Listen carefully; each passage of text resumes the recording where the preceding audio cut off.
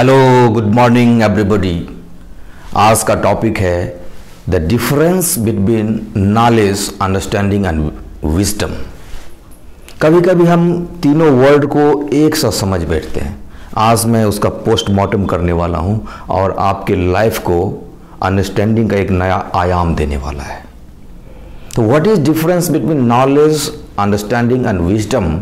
अगर मैं इन तीनों वर्ड को लें तो ये तीनों वर्ड कहीं ना कहीं एक ही पॉइंट से होके आया हुआ है और उस एक पॉइंट का नाम है फैक्ट्स।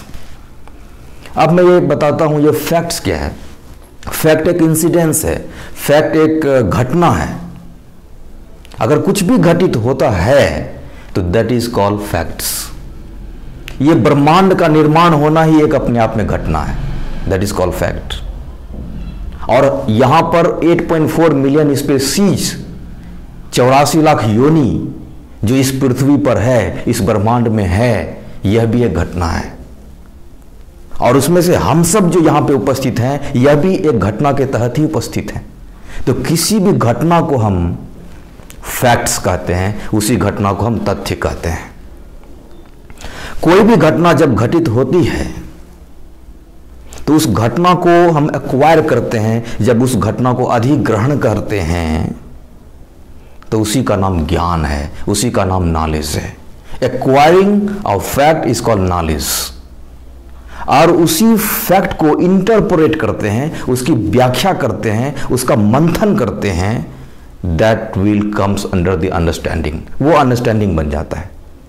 और उसी फैक्ट को केवल ज्ञान के तहत नहीं, अंडरस्टैंडिंग के तहत नहीं, उसको अगर हम इंप्लीमेंट कर देते हैं तब वो विजडम बन जाता है। कोई भी विजडम अपने आप में एक नया घटना हो जाता है, because that is the implementation. As for example, एक पहाड़ पर से क्या हो रहा है, वहां पे एक रोलिंग करते हुए पत्थर नीचे आ रहे हैं। किसी ने उस घटना को देखा। वो जो रोलिंग करते हुए पत्थर नीचे आ रहे हैं, ये जो घटना है, इसको हमने देखा, दैट इज कॉल्ड फैक्ट्स। इंसान ने जब इस घटना को देखा, उन्होंने सोचा कि क्यों ना हम इसे एक ट्रांसपोर्टेशन सिस्टम के लिए यूज कर लें। एक जगह से दूसरे जगह जाना कितना आसान हो जाएगा अगर हम इस घटना का यूज कर लें तो। That comes under the understanding. उसने मंथन किया, उस फैक्ट्स को मंथन किया, that comes under the understanding.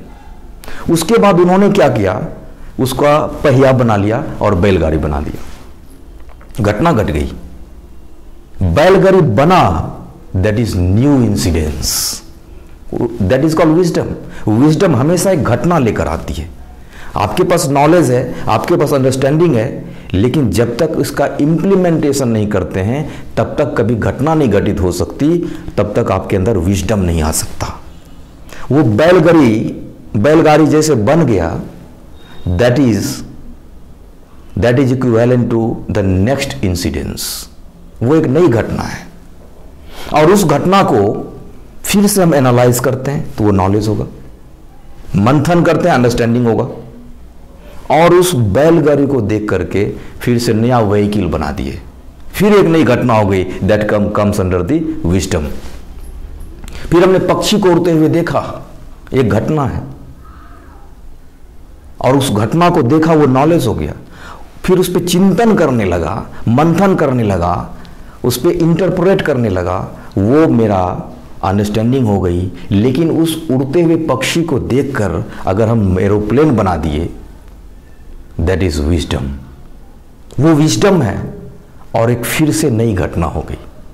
अब उस घटना के आधार पे फिर से हमें नॉलेज मिलेगा, फिर से अंडरस्टैंडिंग मिलेगी और फिर नई घटना घटने वाली है। जितनी घटनाएं घटते रहती है उतना आविष्कार, उतना ही टेक्नोलॉजी इंप्रूवमेंट होने लगता है।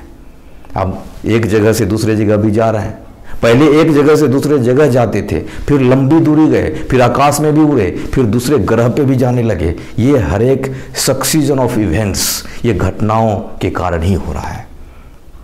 और वो घटना तब घटती है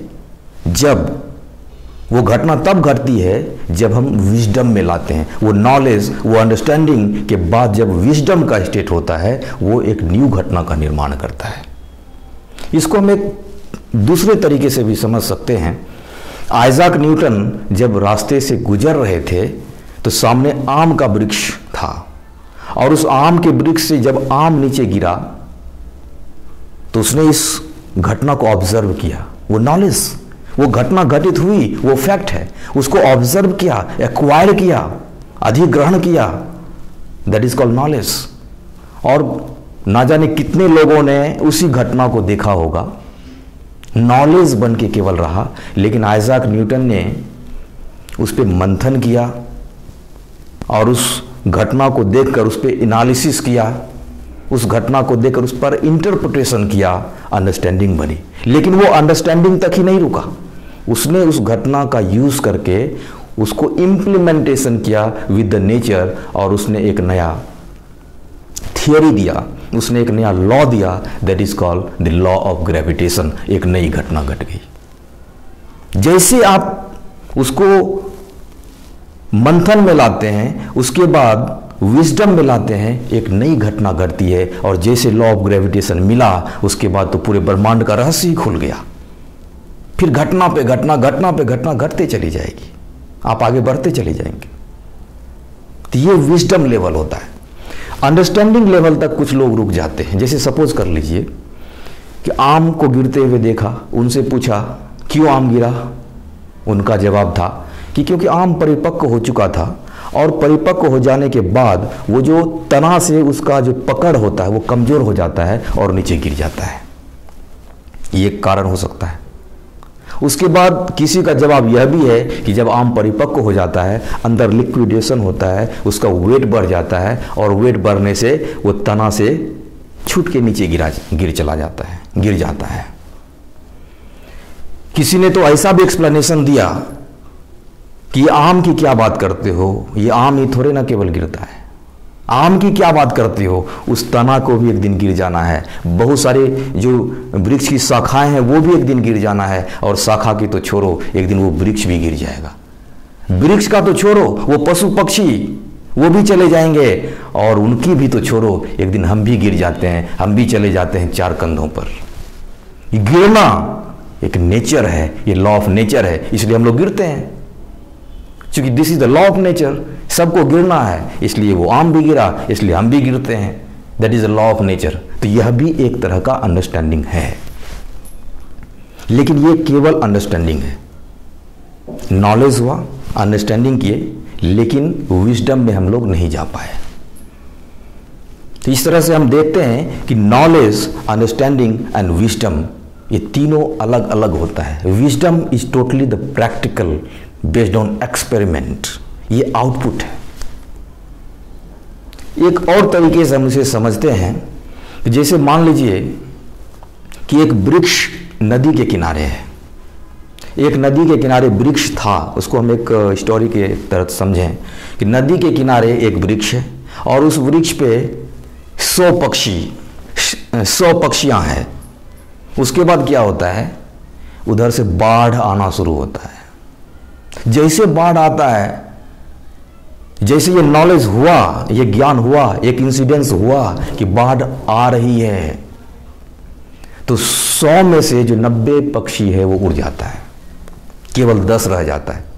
तो ज्ञान का लेवल यहीं तक है कि जैसे ज्ञान हुआ और वो लंबी उड़ान ले लिए।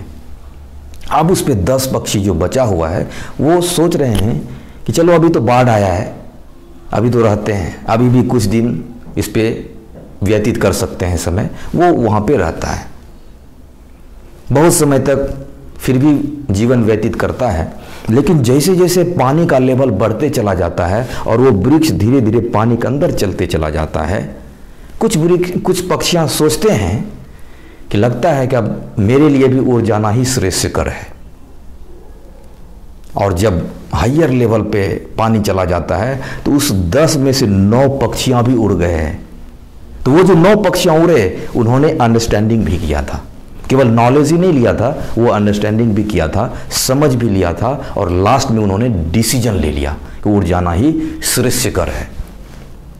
अब उस पर केवल एक पक्षी बैठा है, अब एक पक्षी केवल बचा हुआ है। वो पक्षी का क्या निर्णय है देखिए। वो पक्षी सोचते हैं कि हमने इस वृक्ष पर जितना ही समय बिता है इन्होंने मेरा भरण पोषण किया, हमने इसके पत्ते को भी गंदे किए, क्या उड़ जाना सही होगा? और उन्होंने कहा कि खाए हैं फल वृक्ष के, गंदे किए हैं पात, अब उड़ना मेरा धर्म नहीं, डूबेंगे इनके साथ। और फिर उनका यही निर्णय होता है, यही निश्चय होता है, निर्णय नहीं निश्चय होता है, और उस निश्चय के आधार पे बाढ़ आती है और वो वृक्ष भी डूब जाता है, साथ में पक्षी भी डूब जाती है। तात्पर्य यह है कि एक घटना घट गई, जहां भी विजडम होगा वहां पे घटना घटित होती है। ये विजडम थी, दैट इज इंसिडेंस।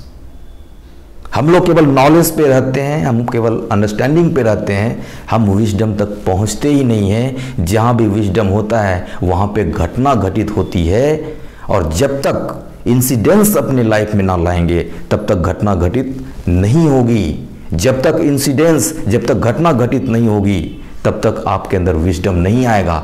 केवल नॉलेज लेने से कुछ नहीं होता है, अंडरस्टैंडिंग आने से कुछ होता है, और विजडम आने से सब कुछ हो जाता है। केवल बोलने से कुछ नहीं होता, करने से कुछ होता है, और